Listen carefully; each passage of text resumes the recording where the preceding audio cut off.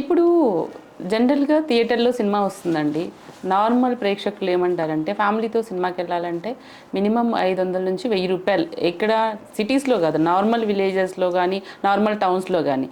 So, వీళ్ళేం చేస్తున్నారంటే రూ. 1000 ఖర్చు పెట్టి థియేటర్‌కి వెళ్ళకుండా ఇంట్లో ఓటీటీలో ఎలాగో ఆ రూ. 1000 పెడితే 1 ఇయర్ సబ్స్క్రిప్షన్ వచ్చేస్తది. అందరూ కూర్చొని ఇంట్లో కూర్చొని చూడొచ్చు కదా అనే ఆలోచన అందరికీ వచ్చేసింది.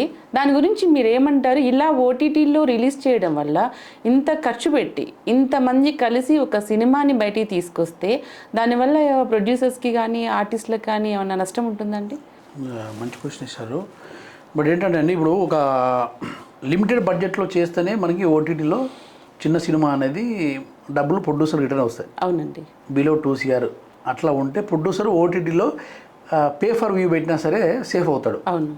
సో ఇక కొంచెం 4 కోట్ల 5 కోట్ల సినిమా ఉన్నప్పుడు ఓటీటీలో రావాలంటే మినిమం ఒక టైర్ 3 హీరో అయినా ఉండాలి.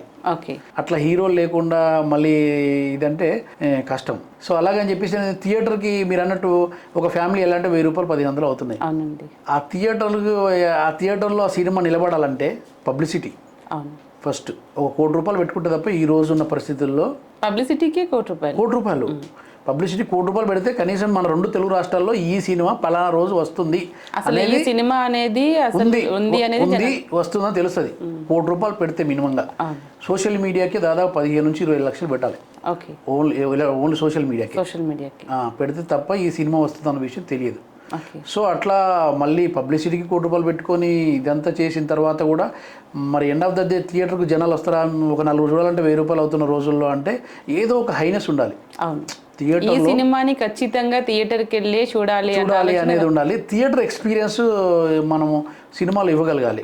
ఇప్పుడు బాహుబలి, RRR, పుష్ప ఇట్లా హై ఎండ్ సినిమాలని మనం ప్రేక్షకులకు అలవాటు చేసిన తర్వాత అంత వండర్ఫుల్ ఎక్స్పీరియన్స్ను మనము ఇచ్చిన తర్వాత మళ్ళీ ఒక మామూలు సినిమాతో అది ఇవ్వాలంటే కంటెంట్లో ఎంతో దమ్ముంటే తప్ప వేరే ఆల్టర్నేట్ ఛాన్స్ లేదు.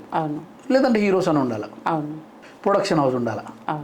ఈ మూడిట్లో ఏదో ఒకటి నమ్మి వస్తే రే కంటెంట్ బాగుందంటారా అని, లేదంటే హీరో కోసం అని కానీ, లేదంటే ప్రొడక్షన్ హౌస్ కోసం కానీ అలా వస్తే బాగుందంటే అది మీకు రన్నింగ్లో నిలబడుతుంది, కానీ అదర్వైజ్ కష్టం.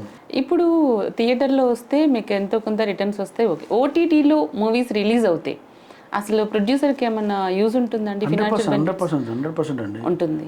ఇప్పుడు ఓటీటీలో 2-3 రకాలు ఉంటాయి. ఒకటి ఏంటంటే అవుట్రేట్ కొంటారు. ఓకే. ఇప్పుడు సపోజ్కి మేము ఫేమస్ సినిమా ఉందనుకోండి, అది 2,80,00,000కి ఏమో కొన్నారు. అంటే మామూలుగా చెప్పకూడదు అని చెప్తారు. 2,80,00,000కి కొన్నారు అమెజాన్ వాళ్ళది. దాన్ని అవుట్ రేట్. అప్పుడు అది ఇన్కమే కదా. థియేటర్లో డబ్బులు వచ్చాయి వాళ్ళకి, ఓటీటీలో వచ్చాయి, తర్వాత శాటిలైట్ పోతుంది మళ్ళీ సినిమా. ఇట్లా దాన్ని ఏమంటారంటే అవుట్ రేట్ అంటారు. అలా కొన్ని సినిమాలు రంగమార్తెండ కానీ, మేము ఫేమస్ కానీ, స్పై కానీ, ఇవన్నీ ఏంటంటే అవుట్ రేటెడ్ కొనేసుకుంటుంది. అమెజాన్ అవ్వచ్చు, అది సోనీ అవ్వచ్చు, జియో అవ్వచ్చు, ఆహా అవ్వచ్చు. అట్లా అవుట్ రేట్ కొనేటివి వేరు. ఇప్పుడు మేము పెట్టింది పే ఫర్ వ్యూ. ఓకే. అంటే ఒక వ్యూవర్ చూస్తే దాని మీద సపోజ్గా ఒక ₹9 ఉందనుకో, ₹4 వాళ్ళకి పోతుంది. ఒక ₹5 ఫర్ వ్యూకి, ఒక ₹5 ప్రొడ్యూసర్కి వస్తుంది. ఓకే. సో ఈ పే ఫర్ వ్యూ తీసుకున్నప్పుడు ఏంటంటే అడ్వాన్స్ కూడా ఇస్తారు. ఓకే. ఒక 15 లక్షలు, 10 లక్షలు, 20 లక్షలు, 60 లక్షలు సినిమా దాని బడ్జెట్, దాని అంచనాను బట్టేసి. ఇప్పుడు ఈ మధ్యలో మీరు అమెజాన్లో వచ్చిన వేరే సినిమాలు చూస్తే అవన్నిటికి కూడా 70 లక్షలు, ₹1 వరకు అడ్వాన్స్ ఇచ్చినవే. ముందు అడ్వాన్స్ ఇచ్చి ఆ తర్వాత పేపర్ వ్యూ. ఇప్పుడు సపోజ్కి మాలాంటి సినిమాకి ఒక 6 నెలల లోపు, ఒక 1 CR లోపు కనుక మనం సినిమా తీస్తే ఒక 6 నెలల లోపు అమెజాన్ లాంటి ప్లాట్ఫామ్లో ప్రొడ్యూసర్ డబ్బులు ప్రొడ్యూసర్కి వస్తాయి. చాలా సినిమాలకు ఆల్రెడీ మనం వచ్చాయి డబ్బులు.